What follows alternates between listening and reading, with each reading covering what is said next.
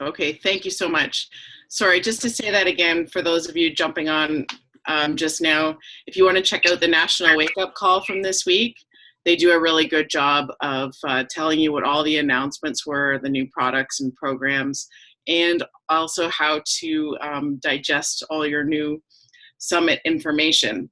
So I'm going to start off. My name is Rachel. I am one of Justine's coaches, and this was my second summit. So I got a chance to do the Leadership One track. So I'm just going to do some of my takeaways from the general session and from that. And then I got a couple other girls that are going to talk about their takeaways from their tracks as well. So to start off, and like I didn't want to bog you guys down with all the people's names that were speaking. So if you want any clarification, feel free to message me, and also tell me if I'm going too fast, but everyone's time is short, so I don't want to take up too much of it. So to get started, every point that we're earning is connected to a person. We are helping people achieve their goals and live healthy, fulfilling lives. If you carry around negative thoughts long enough, they'll become a feeling. Kim Carver went on to tell the story of the ugly ducklings. I think we're all familiar with that. So basically, he wanted us to help people see the swans within themselves. And in that, you find your own purpose and passion, which can be an incredible alarm clock in the morning. Next, we had Melanie Mitro, and she talked all about the traps that coaches find themselves falling into. So what Melanie wants you to do is ask yourself, what can I do to make an impact in the season of life that I'm in today? So what she finds is that coaches become focused on income and forget about their impact. She wants you to strive to impact and not impress. Another trap she hears some coaches fall into is that they need somebody to motivate them. So then she's going to ask you to apply some tough love to yourself and let you know that that's your job to do that, to motivate yourself.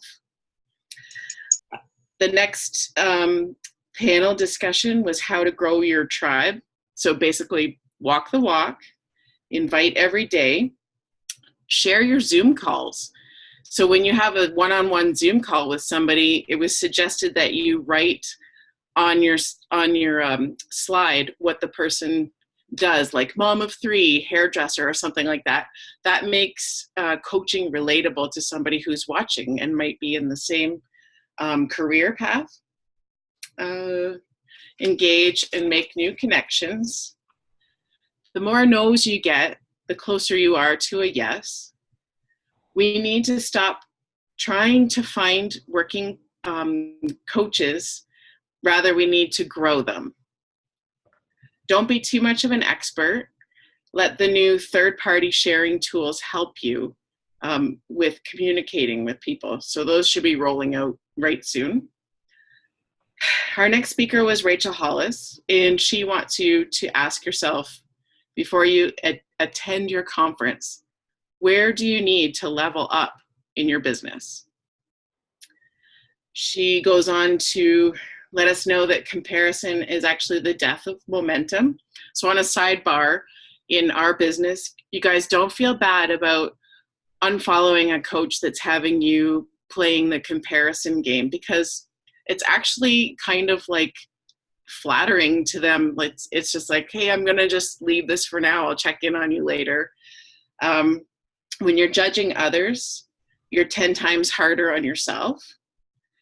And entrepreneurs like Rachel Hollis and Mally Ronker and Jenna Kutcher, they will all tell you that you would be light years ahead of now if you stopped caring what other people think. Celebrate small achievements, or you won't go on to your bigger goals. And this was interesting. If you can't handle the stress of where you are, you can't handle the stress of where you want to go. My biggest takeaway from her is that applied knowledge is power. Next, we talked about breaking through the plateau in your business. So you have to think the what and the why. So for example, a what would be a sweaty selfie, throwing it up there. Hey, I did my workout again. That's great. But the top coaches are going more into why you did it. Well, I was in a bad mood. I did my workout and I feel better now. It's kind of the idea, spin it to win it. So you have a problem and then you worked through it, and essentially Beachbody was the solution. Let the test become your testimony. It's important to take on a CEO versus an employee mindset. So a CEO's mindset is that they care about the team, whereas an employee would care about themselves. Using the tracker is the secret sauce. We've heard that over and over again. I kept hearing that all weekend. It's a great idea to set up micro goals so you don't have to be so patient waiting for your big goal. The next speaker let us know that the promised land is when you get to 2-star diamond. Why? I'll just mention this quickly, because you get to hire your own dream coach, which is yourself, and it's known as the second business center. We hear this on national wake-up calls, and for the longest time, I didn't really know what they were talking about. So if you can hold that rank, you'll get a quarterly bonus, and you'll also experience what's known as the pinball effect. I'm not going to pretend that I completely understand it, but what I got out of it is basically that you can earn 3 times off of one sale. Creating a winning team. So if you're acting in line with your core values, you'll have a winning team. They suggested that retreats and ways to relate to each other are a really good idea. And guys, these don't have to be super expensive. You can brainstorm some low-cost ideas, have a wine and movie time at your home, or you can do like bonfires and onesies or something like that. It's important when you're starting up your own team to host your own sneak peeks and team calls. The next panel spoke about running great challenge groups, which is something we're all familiar with, but it was nice to have a bit of a refresher. New coaches, your first job is to take notes and be the best challenger in that challenge group. You'll get your new coaches to do a few posts the second month. We talked a little bit about my challenge versus Facebook, which I found really interesting. Some do both. One coach found that the app kind of killed the community vibe that they had. So instead, they use it for data collection only. So that way people can log their measurements or photos, shakes and workouts, and then they have something to look back on and to compare over time. If you're finding that someone is missing in action in your challenge group, one of the clever little ways to reactivate them is to throw in a 2-cent post, something that asks people for their opinion. And everybody likes to give their opinion on something quick. So when they do, you say, oh, hey, Susan, and you love on them so hard. You get talking to them, and then you inbox them and ask them how they're struggling. Get them back into your group.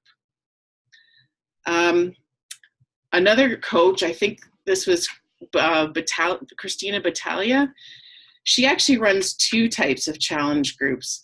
One she calls the Epic Shred. So those are your people that are on Home Direct. And then her other one she calls self-paced. So that one might be people who have let their Home Direct go, but she doesn't want them to exactly like drop off the map. So they go into the self-paced group. And she said it's kind of affectionately known in the Epic Shred group as like the Walking Dead. They say, oh, you know, don't quit your Shakeology. You don't want to go over to the Walking Dead. she pours all her effort into that, that paid challenge group, the Epic Shred. Another coach we had talked to us was called, her name was Trina Gray. She says, and this was really neat for me, don't wait for or ask for people's approval. Stop seeing the MLM as something bad or taboo. It's a viable way to make an income. And these people that you feel are judging you or that you're worrying about their approval, did they ask for yours before they chose their career? No, not exactly. The cool thing about this business is you get to choose your coworkers. I thought that was a really cool idea. When you're recognizing people in your team page, do it so that the first paragraph is about them, and then the second one is about you. So, for example, you could call somebody out for attending their first live event, and then make sure you close with mentioning that you've had the pleasure of mentoring them. We listened to Jade Simmons. She was an excellent entertainer. She was funny and smart and played the piano like a demon. You guys should all look her up. Her Instagram handle is official Jade Simmons. She called us transformation architects and encouraged us to reinvent ourselves and be adaptable. All right, last but not least, this was from Ashley Bustad and Emily Favre. They suggested that you list 5 things about yourself that make you you. So there's your homework for tonight. And they're asked constantly, how do I get more followers? They suggest that you focus on the people that you already have. And they told a little story. It's as if you're at your home and you have all your friends and family over, and you've set this beautiful table, and they're all sitting down to dinner. And where are you? You're out in the street banging pots and pans and calling other people to come over to your house, completely ignoring the people that you already have at your house. So they're saying, don't do that. When they post, they ask themselves some questions. How can I make someone laugh today? How can I make someone feel what I feel? Sometimes we forget about them. Our main goal is to help them reach theirs. Another coach mentioned that you take divorce off the table. So basically she was just saying quitting is never in your mind. It's never going to happen. It's just off the table. Just like when you start a marriage, it's never going to happen. And lastly, the overall theme of Summit, and my last thought to leave with you, is that you belong here. So that's it for me. I was going to ask Karen to come on next. It was Karen's first Summit. So if she wanted to share a few thoughts. Yeah. Hey guys. So yeah, it was my first Summit. Super pumped.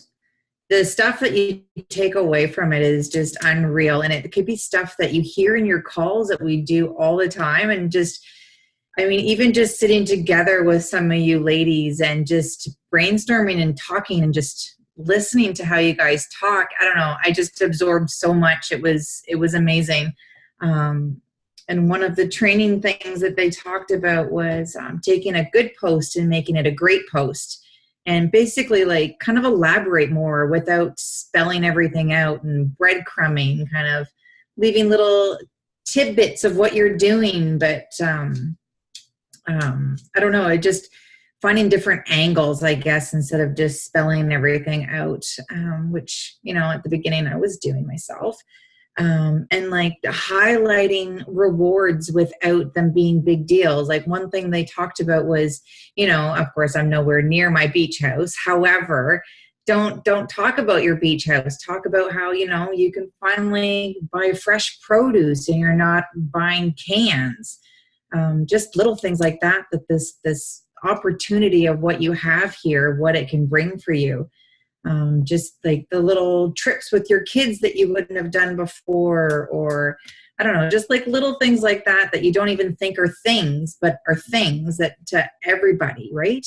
I'm doing a post about, I took Monday off to spend time with my girls. This was the first time I was away from them. They're 3 and 1. So that was hard for me. But, I took the time on Monday and we went to like a little play thing close to where we live. And I had the energy to run and play and bounce. And whereas last summer it was a different game. Like I couldn't have done that without what I'm doing with Beachbody, and that needs to be shared. And it draws everybody's attention to it, which it's amazing. Rachel said, finding your 5 things, working on your 5 things and kind of advertising yourself from that.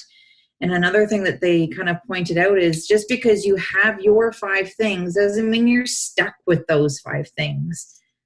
You change, you evolve, you become a different person as you continue on your journey. So your 5 things can change with you, which I don't know, for some reason I didn't think of, right? Like obviously I'm changing as I'm doing this. So why can't my things change with me, which I really liked. And don't underestimate yourself. Put yourself out there. People outside of our Beachbody community, they don't know your rank. They don't know where you are in your journey. So just because you're just starting, or like me, I'm just a new Emerald coach, I really don't know what's going on half the time. But I mean, I have the resources, I have my upline, and people who are asking me questions of what's going on, like they're asking me and I can find the information out, right? So people outside of here, they don't know where you are and they're coming to you for help. And some people might say no, but no suck when you're starting, because you don't want to get a no, but you're going to get no's. And yeah, what was it? I think it was, I don't remember who it was that said, just you're going to get, say 20 no's before you'll ever get a yes. So work through your no's, get them, and then you'll find your yeses. So yeah, my takeaways are pretty good. I'm pretty jazzed about everything right now and more confident. And yeah, even the car ride and Heidi picking our brains and asking us questions that I would never think to ask myself. So yeah, thank you to everybody who I spoke with and talked to and welcomed me within the community. It was an amazing time and mind-blowing. So yeah, it was awesome. Yeah, I can remember being pretty much shell-shocked from my first summit too. So Heidi actually attended the Ignite seminar, so I asked her to come on and share a few of her points with us as well. Awesome, thank you. So before Summit, there's actually a few events that you can add on as like a little bit extra. And I always like attending something like this because it's usually run by another team in the network. So the particular one that I went to was run by Miguel Carrasco, I think you say his last name. He's one of the top coaches in Canada. And he has like his upline, I believe, is Lindsay Matway, who is like just amazing coaches. So there's just lots of information. And so I was really happy to be able to attend. So I definitely one of my takeaways I'm going to share with everybody is through that. I definitely learned that I'm not to be trusted in the core. So that's like another takeaway. So anybody that goes to Summit gets access to the core, which is like the Beachbody shopping mall. It's insane, and but lots of fun. So what I wanted to share with everybody is a tangible way that you can either get new coaches started right, or if you don't quite have a team yet, this is a really great idea to get people into your funnel. I think out of everything from Summit, this is the one thing that I'm going to implement, because as great as these conferences are, if you don't implement anything, it's worthless. So I hope everybody has a pen, because there's like some real like good nuggets in here. Okay, so the very first thing that you want to do especially when you're onboarding new coaches, and again, even if you don't have coaches right now, this will still be applicable to you, probably like step 3. Okay, so you get a new coach, you have a call with them, you find out their goals, you know, kind of the stuff that we already know, right? But the one really important, so sorry, this was from Elizabeth Dowse, Dowse. She's the top UK coach, which was very interesting. So she's in a brand new market, pretty much in the UK. And so it was just interesting. Like, she's really grown in the last year and a half. She got all the way to 5-star and then lost it and went all the way back down. So like, that was really another takeaway too, is these top coaches also have dips in their business. She went from 5-star all the way back down to Emerald, an Emerald coach. So she's in the process of rebuilding. And I think that that's really something that we can all kind of take as when a coach decides to leave us, or if we're having trouble signing coaches, it's like, it will come. Like, you just need to stick with it and be consistent and try to go through kind of the valley. I don't know if Rachel, if you mentioned the valley, but Rachel Hollis did like this whole thing about, if you want to climb the mountain, you got to get through the valley first. And the valley is essentially there to arm you with all the skills that you need and all the sucky parts so that you can get through to the other side. But so essentially she went from 5-star down to Emerald, and now she's working her way back. She's 5-star qualifying right now. And she did that really quickly. Like, she went from an Emerald back to 5-star, and she said it was with new diamonds. So it's not like her other diamonds went inactive and then they came back. Like this, she basically rebuilt her team. So it can be done in a short amount of time. Okay. Anyway, so, she talked about when she has that first call with her coaches, she meets her coaches where they are. So what she means by that is, like, in terms of their fitness, because our job is to get results for us. It's our job. Our first job when we start as coaches is to work on our own fitness and health journey, whether it's the nutrition or the workouts. Like, what do we need help with? That is what we need to work on first. And so she says that she's really conscious to meet her coaches where they are in their own personal journey, because they're going to be attracting people like them, and they need to learn how to share their journey. Ask those, like, I was grilling the girls in the car, like, to talk about their story. And it's fundamental. You know, you need to know your story. And it took me a long time to figure it out. But, you know, if you can really meet your coaches where they are and get them started, that's really key.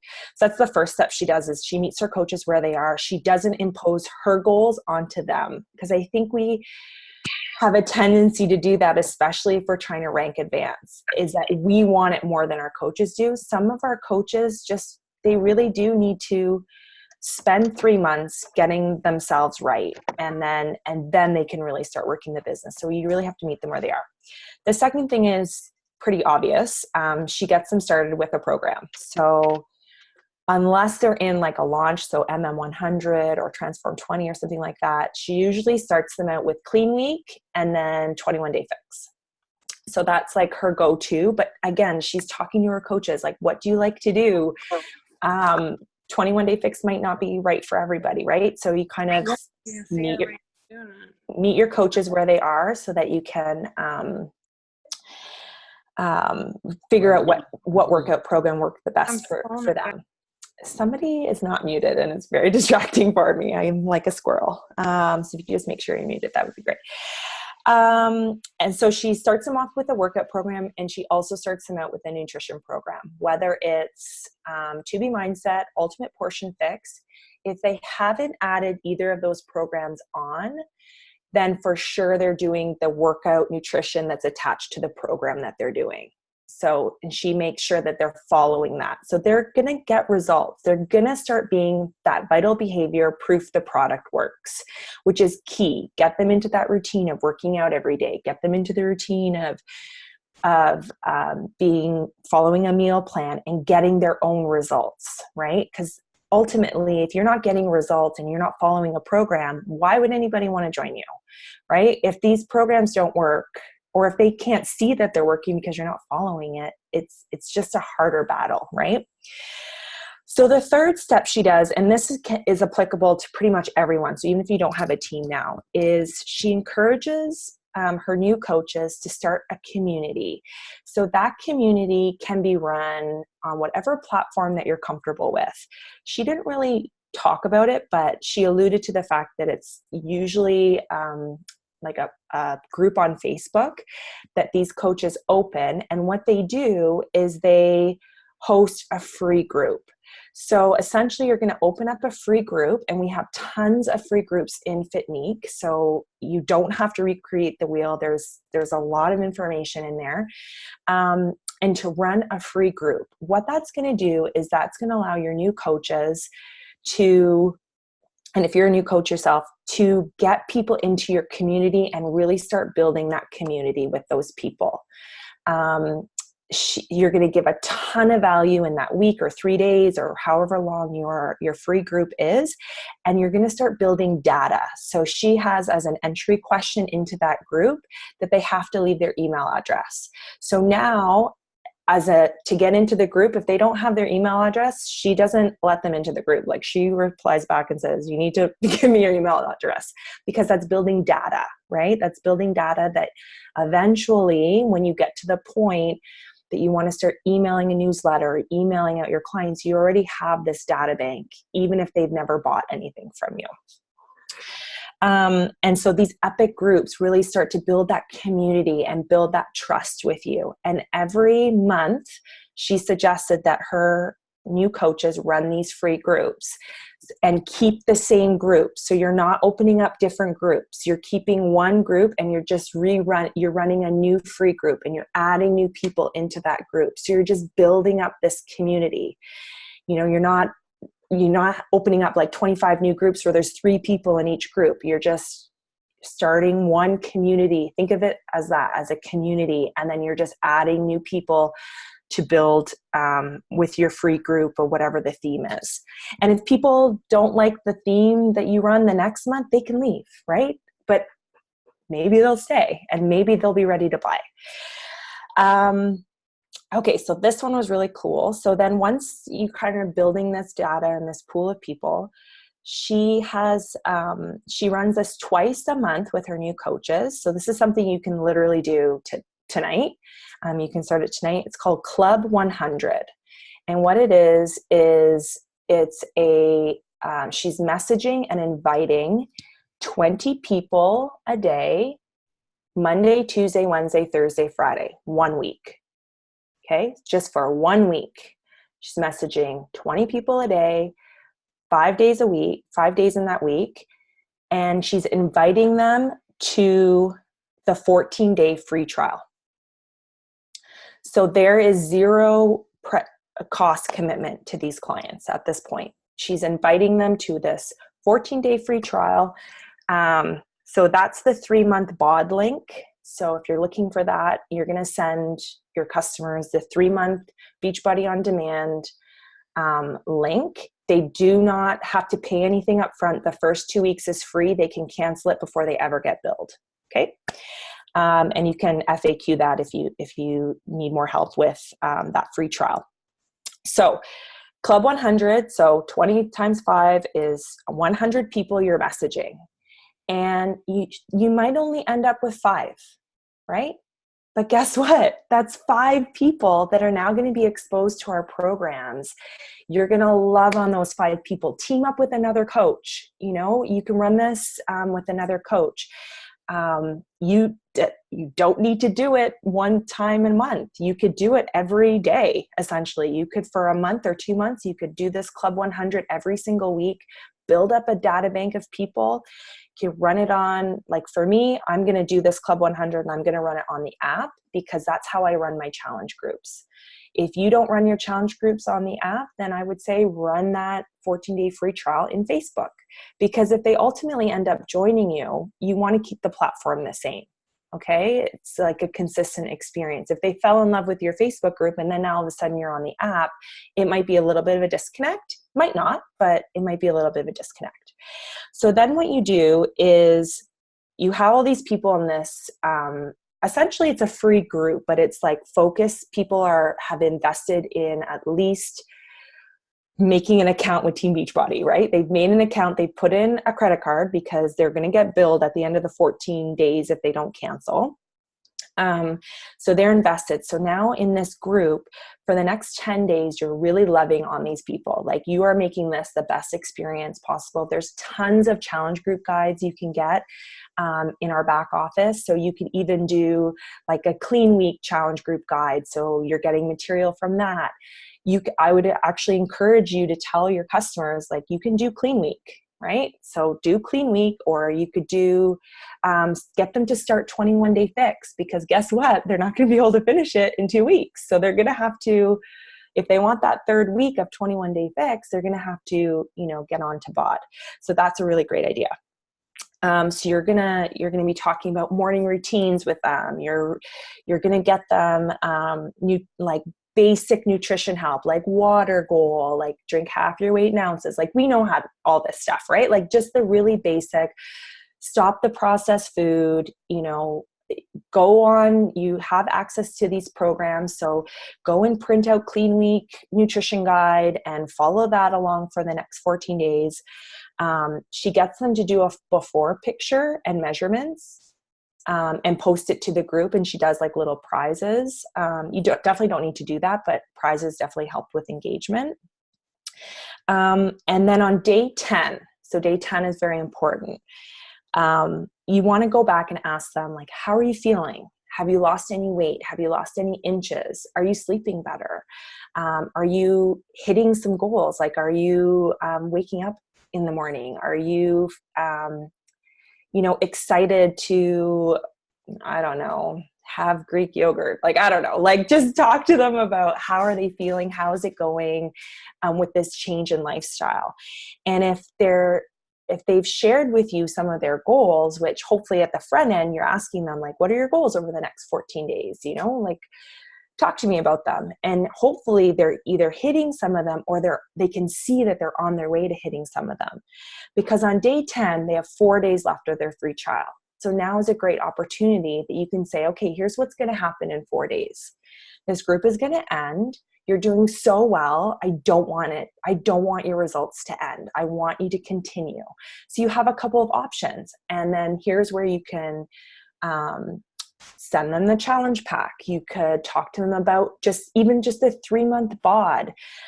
So Liz Dowse, who was telling us about this Club 100, she talked about how majority of their clients end up buying the 3-month BOD because they don't have to do anything, right? It's going to charge them on day 14. So they don't have to do anything different. But what they also do is they add in a tub of Energize to get them through their workouts, and then they add in the containers. So they just send them a share cart for those 2 items. And then that way they can actually do the portion fix in all of our meal plans, right? They can follow along because now they have the containers and they have Energize to kind of get them through it. And then at that point, obviously she would ask, did you want Energize to come every month? It's cheaper for you to get it on auto ship. So now potentially you're getting a repeat customer that way. And then now they're in their challenge group, right? Like your regular challenge group. So I just thought it was a really great way to get new coaches started, to invite them to something for free that actually uses our products. And I just like the positioning of this Club 100. It feels like, I know, I just remember when I first started, it was like, oh my gosh, I got to message like everybody that I know. And sometimes, it just would feel nicer if I just had like, okay, I could do 20 a day because I'm offering them something essentially for free. Like, I've just started this new workout program. I'd love for you to join me. Like, why don't you come and check it out and see what it's all about? There's no cost to you. Like, it's free for 2 weeks. So let's do this. And, I know you have some health and fitness goals, and let's see if we can kind of crush it together. And then from there, once obviously they're in the challenge group, that's when she would,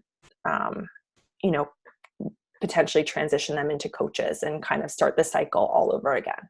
So she encourages her new coaches to do Club 100 at least twice a month. so that they're just building that data bank of people, and they're getting used to inviting, because that is one of the vital behaviors that is really difficult for people a lot of the time, is like inviting to a challenge group. Well, now you're inviting to something for free. So if you got them results, it feels easier to invite them to a challenge group. So I really like that. And I hope you guys got a little bit out of that, and you can use that. That was it. Okay, that was awesome, Heidi. Thank you so much. I think I forgot to mention that Summit actually had 3 tracks. So, for example, Karen was in the Coach Accelerator track. Heidi and I were in Leadership 1. And so I'm going to ask Megan actually to share a couple of her takeaways. She was in the Leadership 2 track. Go ahead, Megan. Hi, everyone. Okay. So, of course, I could just go on and on for an entire call about my takeaways and my experience, but this was my 3rd summit, and they just they're different every single time, because you're at a different place in your business every single time. And I think for me, aside from the workshops and all of this stuff that Beachbody did for us, for me, it was the connections and the relationships and the community. I just loved hanging out with everybody and just getting to know different people, and just the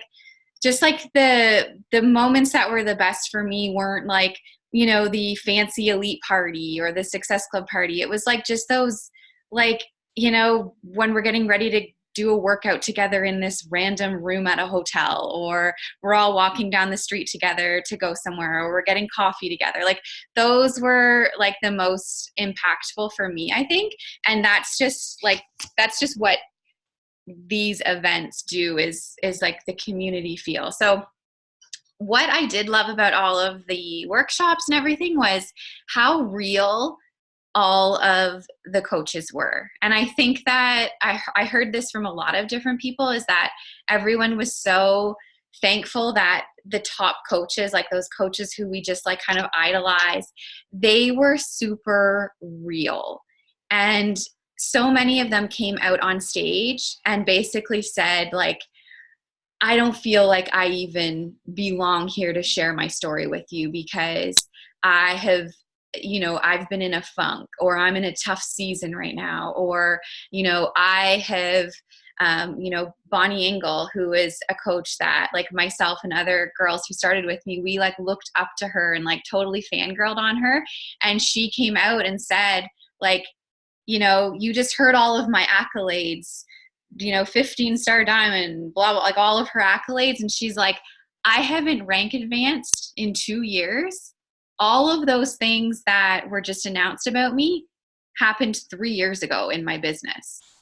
Nothing has happened recently in my business that makes, all of these shiny titles. So it was just hearing these stories from top coaches that was oh, it's okay if some days I feel like a total screw up and a loser and a terrible leader. And that's what everyone feels like at different times in their businesses. And everybody drops rank, and everybody is worried about, a diamond walking away from the business, and everybody has diamonds walk away from the business, and everyone's losing rank. But the thing is, they are all still there because they kept going, and they never quit. I'm just going to mute some people here. So one thing that I did love about it was Bonnie Engel, and she actually, I've heard her share this before. I think it was when I was at Leadership, which happens when you get to 1 or 2 star diamond, you go to Leadership in LA. And I'm pretty sure this is where I heard it. But she shared sort of a story, and it was I don't know who it was who came up with this story, but this guy bought a bunch of random things. Oh God, it's weird noises out there at night.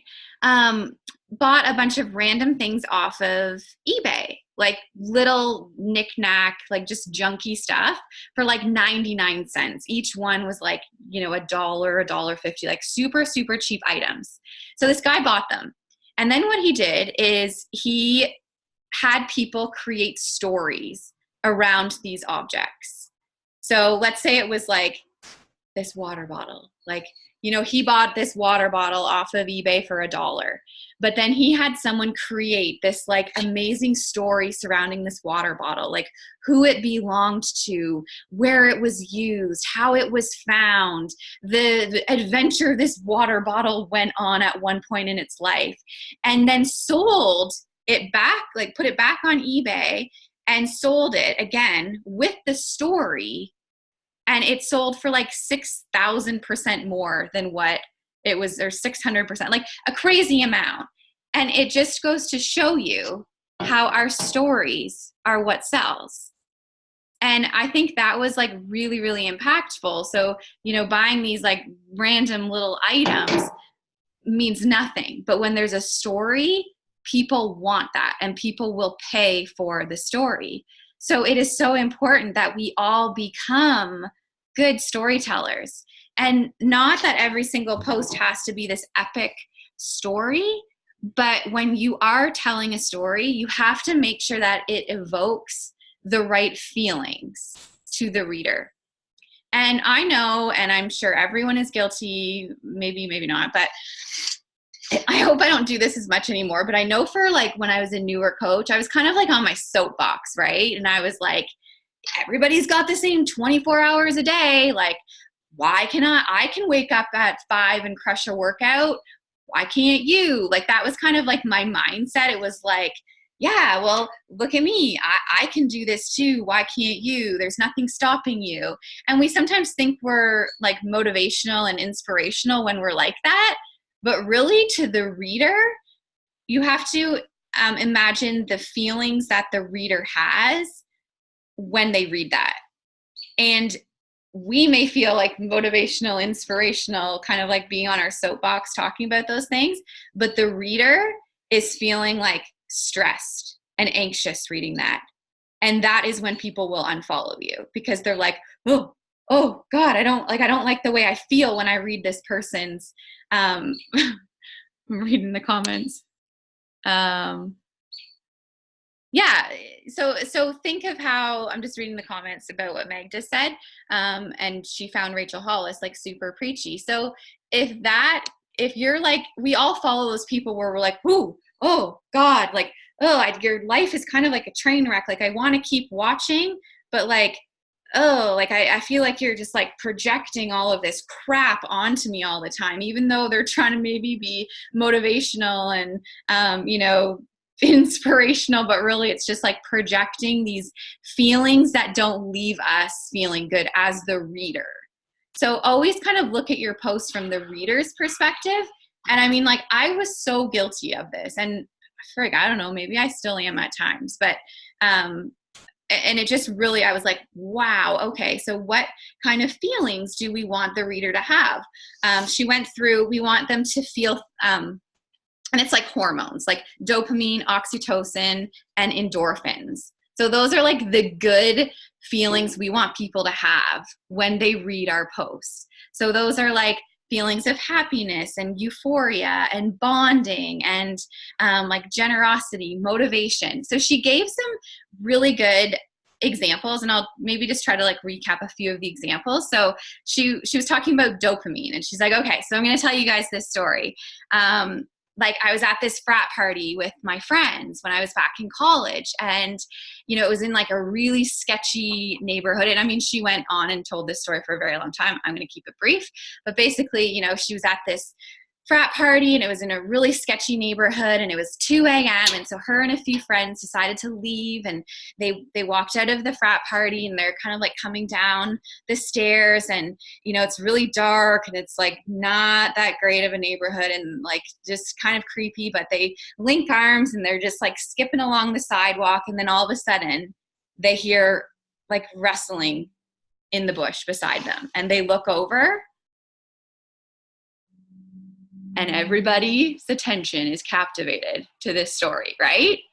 So that is like everybody. And same with when she was talking about this, everybody in the audience is like, Like nobody was looking at their phones. Nobody was like fiddling around. Everyone was like staring at her, like waiting for the next line. And she never even told us the rest. I don't know if it was a made up story, but it's like, okay, those are like storytelling feelings. We want people to be reading our post going, oh my God, and then what? And then what? Like they can't look away because they want to know more. And then another example she did was for oxytocin. So she was saying how, you know, for so long she had envisioned herself as a mother, and she could not wait until she got married, because then finally they could start to try and have a baby. And they were on the the top 10 trip in Bora Bora, I think. And, you know, she was like, we're going to have a Bora Bora baby. This is going to be so amazing. And so, you know, the next morning she was saying to the girls there, and she's like, I think we just created a Bora Bora baby. Like, I'm so excited. And, you know, of course, nothing ended up happening, and months went on, and she was trying everything and just kept envisioning this baby. And 2 years went by and she never got pregnant. And then finally she did get pregnant, and she was so excited, and her husband was actually deployed at the time. And she went, you know, for an ultrasound, and they told her that there was no baby there, that the heart had stopped beating. And she was devastated. She was alone. She went home and cried. And, you know, then her husband came home, and they had to go back to the doctor's office, and a miracle happened. And there was actually a heartbeat there. So again, I've like captivated everyone's attention. They like want to know more because we feel like that longing that she would have felt. So this is just another example of storytelling. And she did another one, but I think you guys get the point here. So now we need to figure out, okay, the feelings that we don't want to have are hormones like adrenaline, cortisol, and serotonin. And these are the stress hormones. These are the hormones that make us feel anxious, overwhelmed. You know, chaotic type posts will have us feeling that way. So you really have to make sure what feelings is your post evoking on the reader, not for yourself. Because sometimes when we get on our high horse and, oh, we all have 24 hours in a day, how can I be super mom and nobody else can be?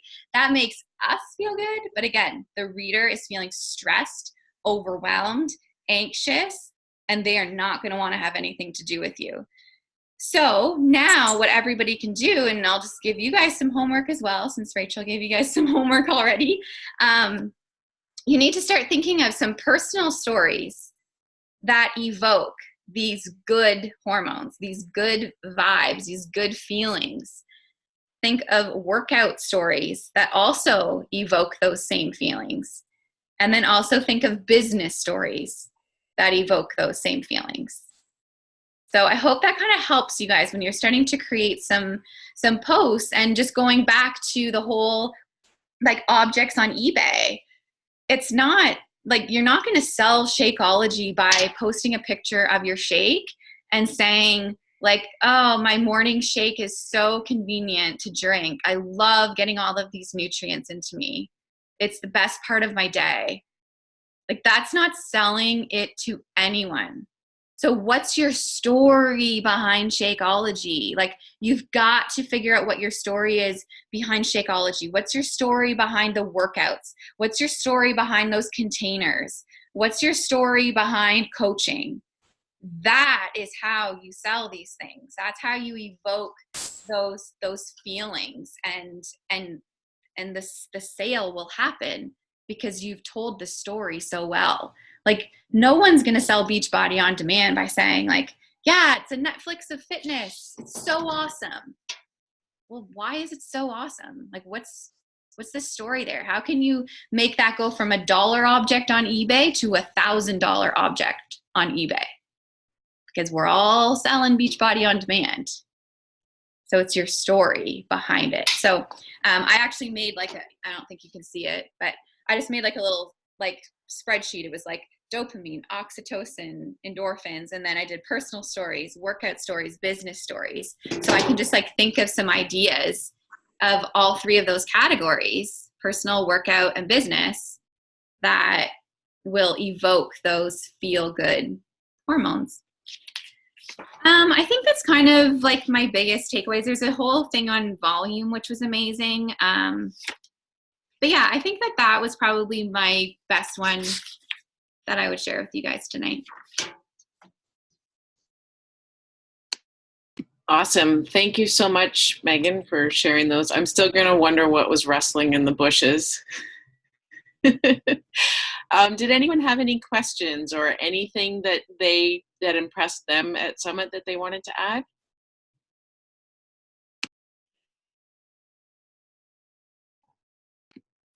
Okay, well, then if there's no questions or any other takeaways to add, then I guess that is it. And have a good night, everybody, and thank you so much for joining us. And we will see you next year. I hope everybody's got their ticket already.